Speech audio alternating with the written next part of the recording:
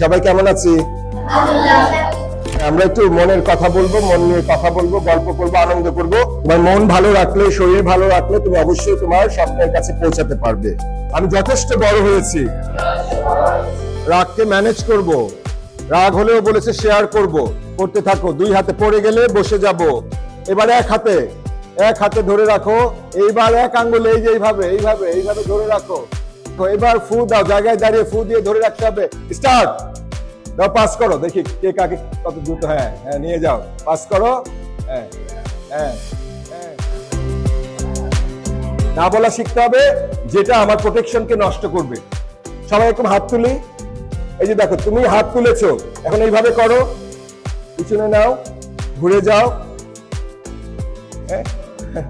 এখন তার ঘোরা যাবে না। এই যে দেখো, আমার এই সীমানার মধ্যে আমি কাকে আসতে দিব বা দিব না, এইটা আমাকে নির্ণয় করতে হবে। নো, আমার এই বাউন্ডারি তৈরি করতে হবে। এটা আমার সেফ প্লেস, ঠিক আছে? বয়সন্ধি কালের এই সেফ প্লেস মানে একজন বন্ধু, কথার কথা, ছেলে হোক মেয়ে হোক, সে একটা নেগেটিভ বিষয় নিয়ে এসছে, কথা যে হ্যাঁ ধূমপান কর, আমাকে সিগারেট দিচ্ছে, আমি এখানে আসতে দিব না। বলে যে নো, কি বলবো? নো। সে বলবে না তুই না আমার বন্ধু, জিগরি দোস্ত, আয় দুটা একটা টান দেই, দেওয়া যাবে না।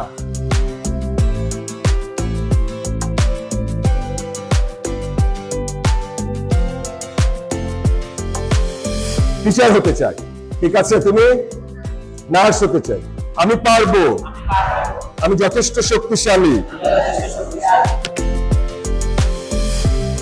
যখন আমি কোনো কাজ করলেও কেউ আমাকে ভালো বলে না, যখন আমার পড়াশোনায় চাপ থাকে, সবসময় আম্মুর সাথে আমার কষ্টের বিষয়গুলো শেয়ার করি, যার কারণে আমার তেমন একটা মন খারাপ হয় না।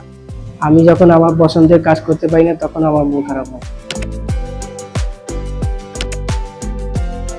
আমার আম্মুর সাথেই শেয়ার করি, কারণ আমার আম্মু সবসময় আমাকে অনুপ্রেরণা দেয়। আমি যদি মন খারাপ করি, কোনো একটা বিষয়ে রাগ করি, কোনো একটা বিষয়ে খুশি হই, আমার আম্মু সবসময় ভালো একটা উপদেশ দেয়, সবসময় অনুপ্রেরণা দেয়। তাই আমার আম্মুর সাথেই কথা বলতে বেশি ভালো লাগে। কিভাবে মাইন্ড ফ্রেশ করতে হয়, কিভাবে হাসতে হয়, কিভাবে খেতে হয়, চকলেট খেতে হয়, সেগুলো শিখছি। আজকের ওয়ার্কশপে আমি শিখেছি কিভাবে মানসিক চাপ কমানো যায়, নিজেকে ভালো রাখা যায়। আমি আজকে শিক্ষণে শিখেছি যে কিভাবে মন ভালো রাখতে হয়, অন্যদের সাথে মিলেমিশে থাকতে হয়। আমার যখন বেশি রাগ হবে তখন আমি পানি খাবো, বা যেই জায়গা আমার রাগ হয়েছে ওই জায়গাটা পরিবর্তন করব। এই ওয়ার্কশপে আমার সবথেকে বেশি ভালো লেগেছে একটা গেম, যেটা হচ্ছে নিজের স্বপ্নকে বেলুন ফাটিয়ে নিজের স্বপ্নকে যত্ন করা। বেলুনটা যখন ফাটাবে তখন স্বপ্নটা ভেঙে যাবে, কিন্তু এই বেলুনটাকে আগলে রাখা মানে হচ্ছে আমাদের স্বপ্নটাকে আমরা আগলে রাখতে পারি, যত্ন করতে পারি। এই বেলুনটার মাধ্যমে আমি এইটাই শিখেছি। এটাকে বলে প্রজাপতি ব্যায়াম, এটা শিখেছি। এবং হাসির যে ব্যাপারটা, ওইটা শিখেছি, হাসতে হয় কিভাবে এবং মানুষের সাথে কিভাবে সম্পর্ক করতে হয়, বজায় রাখতে হয়। একটা কলম আর একটা রাবারের মাধ্যমে আমি ওই সম্পর্কটা তৈরি করেছি। আমার সবচেয়ে বেশি ভালো লেগেছে যে স্থানটা ত্যাগ করা, এটা আমার কাছে বেশি ভালো লেগেছে। কেননা আমরা রাগ করি, সাধারণত রাগ করি, পানি খাই, কিন্তু অনেক সময় তাতেও কাজ হয় না। তবে আমরা যেই জায়গায় থাকি সেটা ত্যাগ করার ফলে আমরা হচ্ছে একটু রাগটা কমে, এটা হচ্ছে একটা অন্যরকম একটা কথা। সেজন্য আমার এটা বেশি ভালো লেগেছে। রাগকে নিয়ন্ত্রণ করতে শিখেছি, সবকিছুকে অনুভব করতে শিখেছি, স্বপ্নকে বাঁচিয়ে রাখতে শিখেছি, স্বপ্নকে গুরুত্ব দিতে শিখেছি।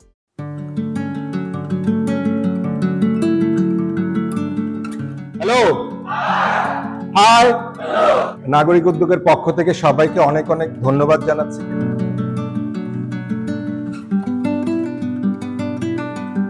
সবাই সবার স্বপ্ন, ভালো লাগাগুলোকে বা ভালো গুণগুলোকে লিখলাম। নিজের স্বপ্নটা বজায় রেখে কাজ করতে পারে, ভয় প্রতিরোধ করে সেটাকে সাহসী করে কাজ করতে। আর আমার স্বপ্ন হচ্ছে সমাজ সেবা করা। কয়েক মিনিটের রিল্যাক্সেশন আমার ব্রেন থেকে সেরোটোনিন বের করবে। আরাম করি, আবেগকে ছেড়ে দেই, ধরে না রাখি, স্বপ্নটাকে দেখি, নিজের ভিতরের শক্তিটাকে অনুভব করি। কার্ডের মধ্যে দুইটা প্রত্যাশা, যে আমি এই 3 দিনে 2টা জিনিস আমি অন্তত জানতে চাই। প্রবলেমটা কি সেটা কিভাবে চেনা যায় সেটা আমি দেখতে চাই। হাহা হি হি, শ্বাস নেই, ছেড়ে দেই। ছাত্রের সাথে যখন আমি কাউন্সিলিং করবো তখন আমার টিচার রোলটাকে সাইডে রাখতে হবে। 10টা স্টেটমেন্ট আছে, যদি আমি শূন্যের ঘরে টিক দেই মানে এটা আমার ক্ষেত্রে একেবারে প্রযোজ্য না। কেউ যদি মনে করেন আমার প্যারা কাউন্সিলিং সম্পর্কে বেসিক বা মৌলিক জ্ঞান একদম অনেক রয়েছে, সে দিবেন 3-এ ঠিক ওই ঘরে। আপনারা লিখেন, এটা কি ডায়ালগ, মনোলগ, সবাই সবার সাথে শেয়ার করেন, এটা কি বলা হয় মাল্টিলগ। যে আজকে আপনাকে ডেকেছি, আমাদের যে শিশু আছে, আপনার যে সন্তান আছে, ওকে নিয়ে আমরা কথা বলতে চাই। বাচ্চাটা দুষ্টামি করছে, আমরা কি দেখি, কি দেখি, এই যে দুষ্টামি কেন করেছে বাচ্চাটা, what is the issue, problem centred mind. সমস্যা থাকবে, ভবিষ্যৎ কেন্দ্রিক করে চিন্তা করে সমাধান কেন্দ্রিক হতে হবে।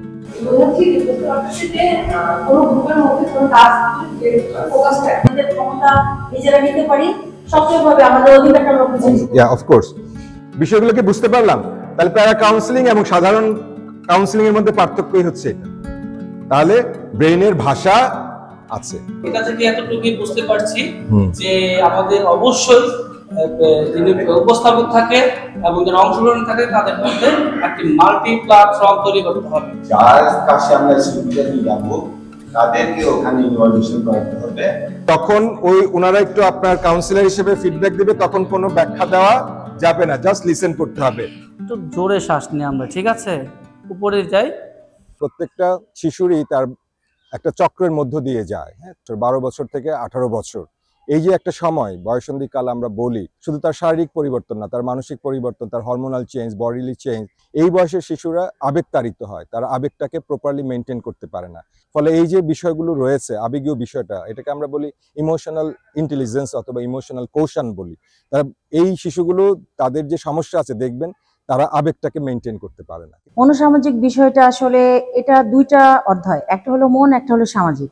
আমরা অনেক সময় দেখা যায় মনকে গুরুত্ব দেই, সমাজকে গুরুত্ব দেই না, অনেক সময় সমাজকে গুরুত্ব দিলেও মনকে গুরুত্ব দিই না। মন মানে মন, তো মানুষের যদি মনই ভালো না থাকে, সুস্থ না থাকে, স্বাভাবিক না থাকে, তাইলে সে সামাজিকভাবে সে কিভাবে প্রতিষ্ঠিত হবে বা সমাজকে কিভাবে সে উন্নয়নের পথে এগিয়ে নেবে। আমাদের স্টুডেন্টদের কথাগুলো শুনে আমাকে হৃদয়ে ধারণ করতে হবে যে তার বিষয়গুলো যেন আমি আমার কাছে নিয়ে এই প্রবলেমগুলো আমার মতো করে নিয়ে তার প্রশ্নোত্তর হোক বা কোনো বোঝানোর মাধ্যমে হোক তাকে সেবা দিতে পারবো বলে আমি মনে করি। নতুন অনেক কিছু শিখেছি, যেমন প্যারা কাউন্সিলিংটা আগে জানা ছিল না, ফ্যাসিলিটেশন কি, তারপরে প্যারা কাউন্সিলিং যে হৃদয়ে ধারণ করতে হয় এটা আমার জানা ছিল না। শিক্ষার্থীর মেধার বিকাশ সাধিত হবে এবং সে ভালো লেখাপড়ায় মনোনিবেশ করতে পারবে। এই জন্য আমি মনে করি মনোসামাজিক বিষয়টা খুবই গুরুত্বপূর্ণ।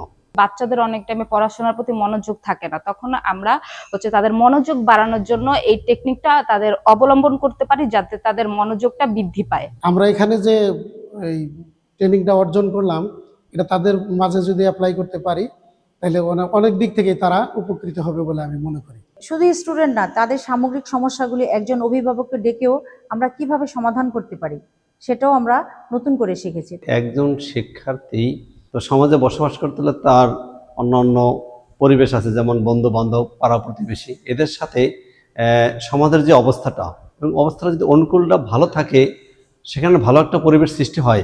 আমরা এই যে স্যার যে আমাদেরকে হাসির ব্যায়াম দেখাইলো, তারপরে এই যে মেডিটেশন করাইলো, তারপর স্বাস্থ্য বিষয়ে যে বিভিন্ন ব্যায়াম করাইলো, সেই ছোটবেলার স্মৃতিতে ফিরে নিল।